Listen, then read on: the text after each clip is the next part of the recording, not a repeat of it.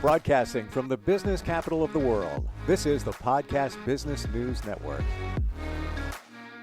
And welcome back, everyone. It is a fact of life. We're going to go through it at some point, and that is dealing with grief. And it comes in many different shapes and forms. Of course, the first thought is grieving the loss of somebody close to you, but it can also be the loss of a relationship, a loss of a job, and so much more. This gentleman helps people navigate through the process and also supports those helping others who grieve. Today, we're going to start with good grief. It's almost like the two words don't go together, but in a way they do. What is good grief?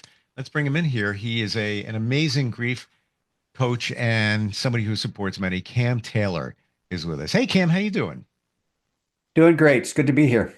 Yeah, good to have you here. And the first thing I think of when I hear good grief is I think of Charlie Brown. I don't know if your mind goes there, but that, being a kid, that was kind of the phrase, good grief, Charlie Brown. But is it possible that even though we look at grief in a negative way, or not the most positive way, because it surrounds a situation that is challenging, is there good grief? Yeah, that phrase always caught my attention. And as I thought about what is it that I've learned and what is it about grief that I really have, I want to help others with. And good grief is not definitely, as you mentioned, it's not about good grief, Charlie Brown, more of a negative connotation. Think of the word good as something like a good piece of wood is good all the way through. And I like the word, probably a better word than good is thorough grief. And it's good in that sense, in that thorough grief, good grief is grief that goes down into your experience so that you can actually come out the other side, not having forgotten your grief, because grief travels with us, but having gotten to the bottom of some of that pain. And I believe that as you go down into your grief, it becomes good grief. It becomes healing grief, not grief that's kind of pushed off to the side or minimized or ignored because it's too hard. I haven't met anybody that necessarily welcomes loss and grief. That's for sure. But if we don't learn to embrace it as normative, it's a part of life. Yeah. We will not be able to truly, I don't think, go through it and find healing and discover how to live again. What comes up for me in this scenario is the word resilience. And in my mind, and walking that journey with that word resilience, when you're faced with a challenging situation and you navigate through it, another one comes up. You navigate through that. It seems like it's easier to get through it. Every situation is different. Every person is different. But once you've I don't want to say master it. I don't think we ever master it, but understand it and know how to work your way through it. Not becoming numb to it, but work your way through it. It seems like resilience. Is that a word to best describe it?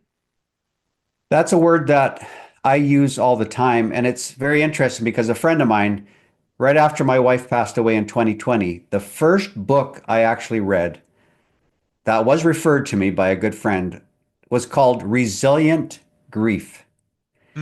And it sort of fascinated me. But that book became really a lifeline for me as I was lost. And as I say by the title of my book, grief for me was a mystery. I didn't know what to do and what was going on. So this book did a couple of things. One thing it did for me was it changed grief from something that happened to me.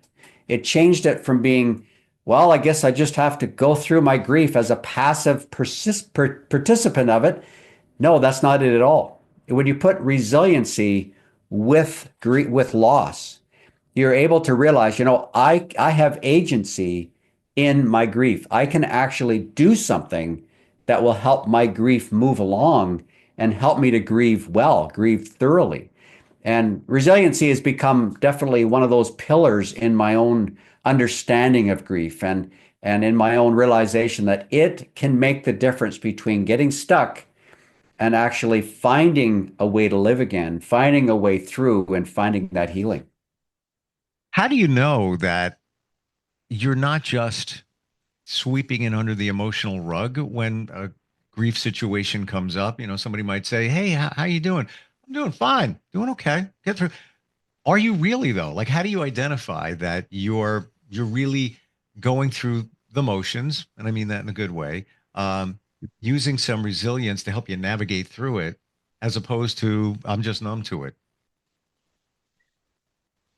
Yeah, there's an interesting observation, and I've read about this, I've seen it in people, and that is that, there are certain people that would say people are to grieve a certain way.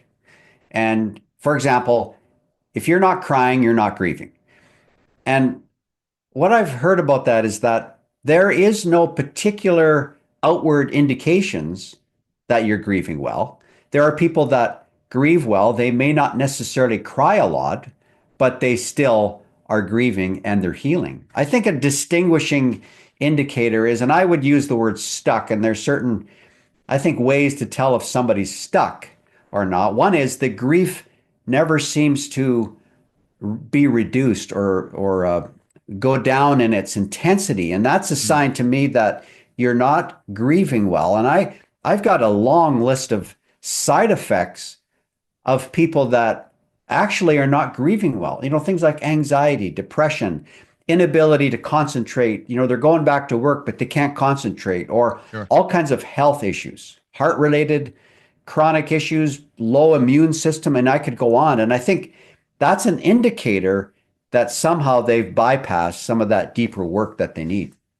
And I got to imagine that sets you into more of a spiral when you become ill. And, great example is stress. They say stress kills, but stress also Mhm. makes many people sick.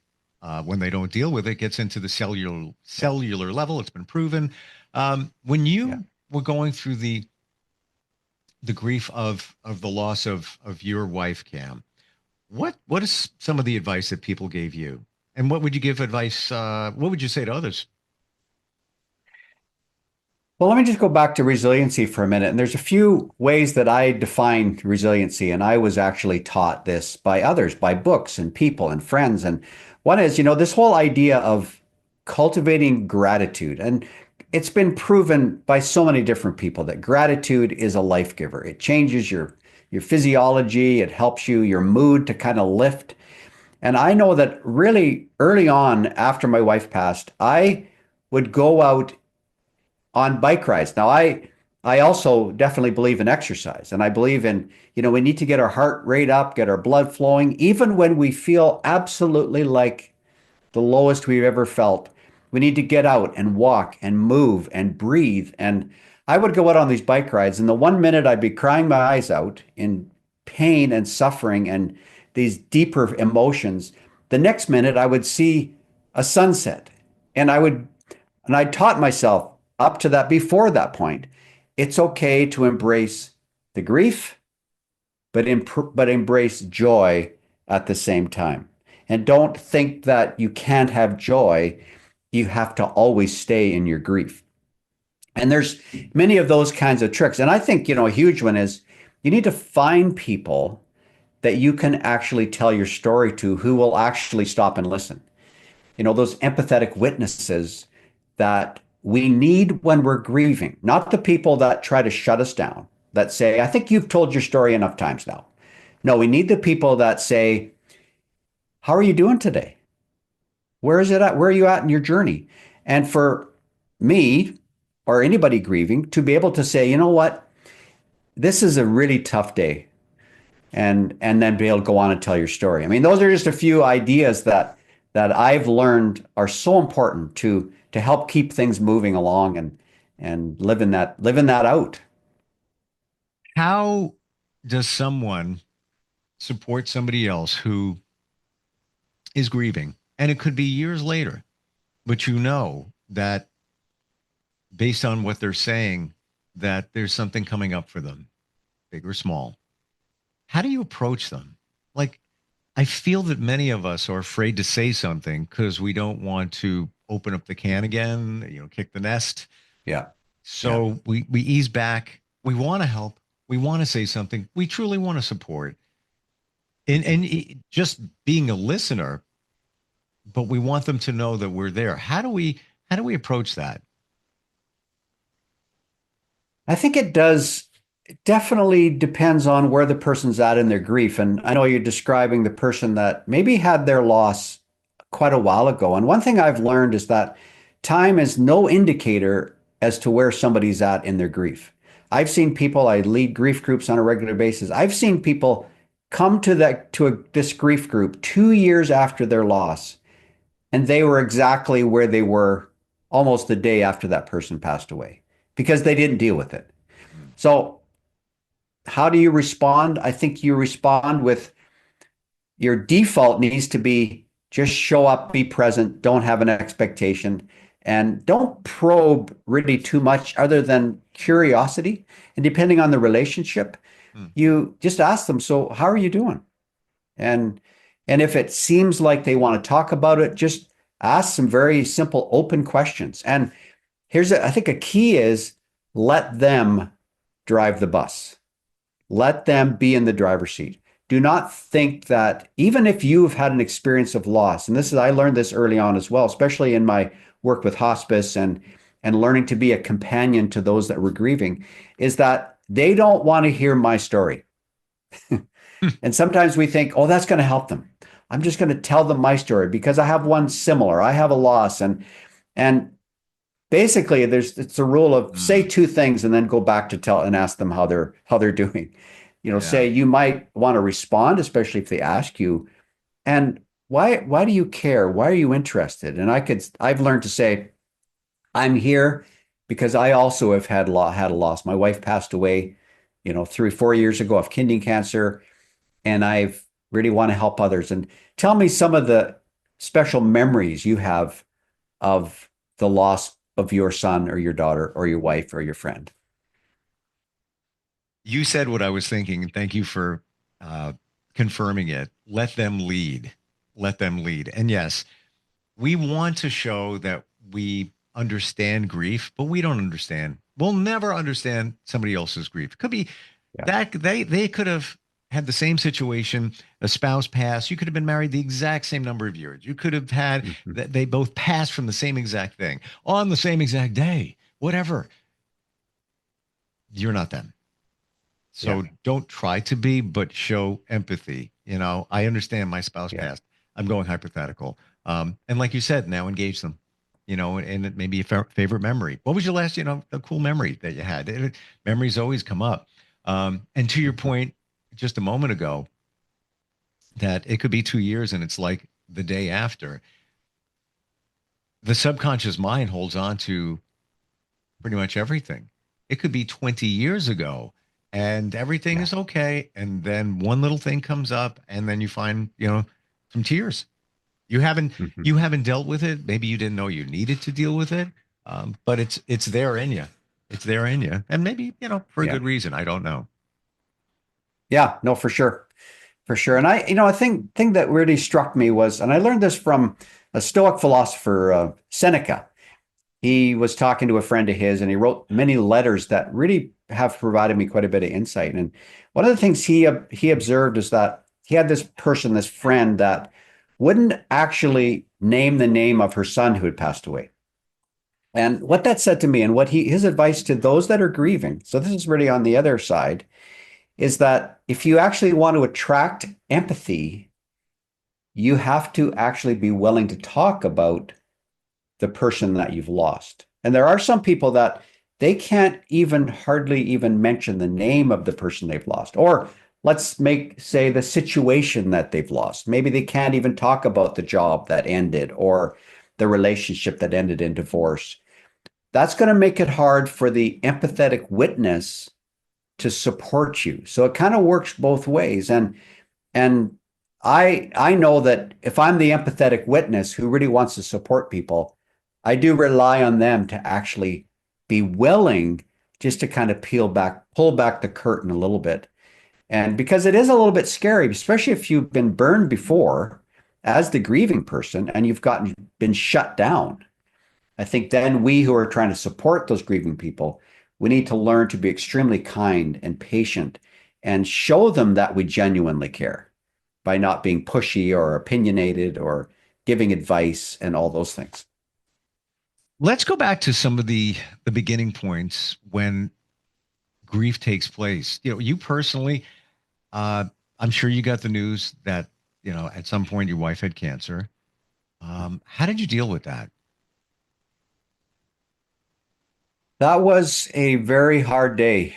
And it was hard because cancer's hard, but also because it came as a complete shock. And it came from a person that I didn't even want to believe. COVID had just started. I had taken her to the hospital to emergency, had to drop her off at the sidewalk, and they wheeled her in. She was in so much pain, and we didn't know why. It was this back pain that was so terrible. And I remember her texting me. I'm sitting out by the side of the road because there's no place to go. And she texts me and says, the emergency doctor says that I have kidney cancer. And I said, who does he think he is? And I was so upset and angry and, angry at cancer and angry at everything, at the world, really.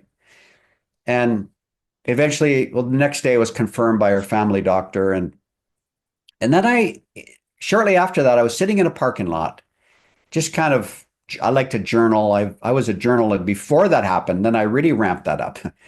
But I was reflecting on some things and I saw a bumper sticker across the parking lot. It was the letters FU and then a ribbon, a cancer ribbon. And I thought, yeah, that's it. I'm going to take a picture of that and send it to my wife. And yeah, this cancer. But it's like in that moment, something hit me. I was reading something and it was along the lines of, and a lot of Stoic philosophy has this same kind of idea, and a lot of the beliefs that I have are very similar, that you have to watch that you don't sort of turn on your circumstances. You don't sort of rail against your circumstances. And it was a shift in my thinking that said, you know what? I have no control over what happens to me, including cancer. And if I let that cancer, that bitterness take root, that anger, I knew what that would result in. I would become just a toxic mess. So I made a decision sitting in that parking lot. I am going to receive this news, not because I like it and not because it's a good thing, because it is an evil thing. It's a terrible thing, but because it will wreck me if I turn on it and I become bitter that this has happened to me. And I said to myself, I cannot control the fact that cancers come into my family, and that we didn't know yet if my wife was going to die, when she was going to die. We knew it was serious, but the prognosis came later. But that shift in my thinking, where it's how I chose to respond in my circumstances rather than to them and react to them. And I became the best caregiver my wife had for those last few weeks, just 6 weeks we had after that.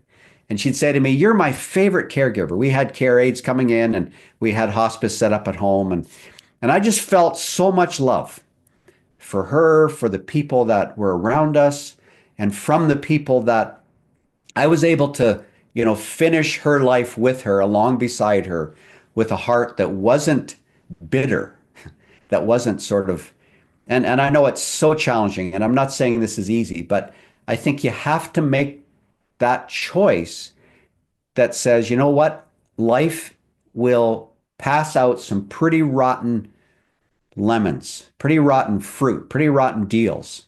And we cannot control so much of what happens to us, but we can choose our response in the midst of that. Thank you for sharing that. Powerful. And a lot of it is principles of positivity, coaching, some keywords I've gotten from you here today: gratitude, practicing it, journaling, realizing that you can only control what you can control. And we all have a choice. We all have a choice. What are we going to do in the next 5 seconds, the next 5 minutes, 5 days, 5 years? That is our choice. Now, there are some things that present themselves it's out of our control, but we do have the choice of how we're going to deal with it. And you chose to deal with it in a certain way. Um, that was the best for your wife and you too, so you could have the best time Yeah. together, at that moment. Is any of this easy? No. Um, Right. Journaling. I want to go there for just a moment. You mentioned it. I only just started, I'm embarrassed to say, I only just started journaling like 4 months ago. Um, Okay. and not on a regular basis. And I'm going to share, and I want your feedback on this. And if it's relatable. When I first started journaling, it was good. I was like dumping things out. It was great. And I found myself journaling less and less every day and skipping days.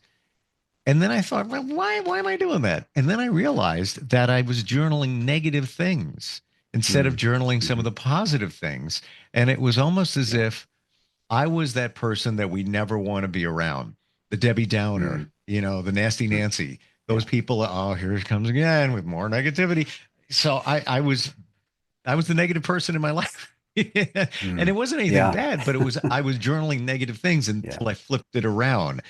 Did you ever Mm. get caught in that rabbit hole? Oh, I probably did. I don't remember when I did, but I know that journaling definitely is where I lay out all the crap, all the negativity. I definitely put that there. But I do think I've trained myself or I've learned this. I put enough positivity into my journaling Uh, that the tone of it is not negative. The tone is more, this is my authentic self showing up here. And I usually combine journaling with different kinds of readings that I do, and then I'll write down the mm, phrases and the quotes that really resonate. And ooh, I am a fairly positive guy, but to be honest, I don't think optimism alone is not enough. It's not just being positive. It's what I would call I call it tempered optimism. And I learned that from I mean one of the guys that talked about it is Stockwell Day who endured not Stockwell Day, Stockwell, it's the Stockdale paradox. I know I learned that in a book originally, but he was a Vietnam prisoner of war prisoner, and he talked about this whole problem they had of not just being optimistic in prison, but they needed to be able to have a way to deal with the grind of prison. So they learned little codes that they could stay connected. And they did believe they'd get out, but it wasn't just about that. It was also about we've got to deal with the brutal facts of this. And so mm, journaling for me is definitely a in the moment, my present reality, reflecting on, say, yesterday or what I'm hoping for today. It's gratitude. It's what are my plans for the day? What am I hearing? I mean, so mm. it's become for me many different things. And I do think that I have a friend that he started journaling after his wife passed away, and I'm not sure he's continued, but I would say even if it's something you do when you're going through the worst experiences of your life, I believe that it's valuable all the time to do some journaling, just to raise that self-awareness, to raise that ability to process so that we can stay sort of clean with the world or we can stay open and honest and process so that we're not carrying all this baggage with us and spewing that on other people. Love it. And I just, you just reframed my journaling, Cam. Thank you. No, you really Good, did. good. Because now I'm seeing it more as a portal for everything instead of just, spewing or just a couple of thoughts. Like I have post-it notes all over. People like you say things and it Yeah, resonates with me. But I have a million post-it notes. My favorite one I just heard was listen with your eyes. Listen with your yeah, eyes. Um, yeah. It's good. just one of those anecdotes, whatever. But imagine if I put them in my journal and then I come back and refer. At least it's like a place for it, along with everything else Yeah, that we should be journaling about. absolutely. Love it, Absolutely. Cam. How do we connect with you if somebody is dealing with a grieving situation or somebody is helping supporting somebody else but needs support on how to do that? All of that. How do we find you? Well, the best, easiest way to do that is go to my website. It's goodgriefjourney.com. I put that good grief right into the name because I Mm, want people's grief to be thorough. So goodgriefjourney.com. There's ways to learn about how to be a better support to others as well as support for you on your journey if you're grieving. And it also is a place where you can find out about my book, my new book that came out just a few months ago. And I would look forward to supporting you and giving you those resources that I think will help you to grieve well and eventually learn how to live again. Love it. Thank you so much for today and all the insight and your positivity. I appreciate it. And again, it goes, a lot of these principles are all proven in terms of coaching, of which you are in terms of a grief coach, but you apply it, to challenging situations. And I truly appreciate it. Thanks for being here today. Thanks, Steve. It's been a true pleasure. Have a great day. You too.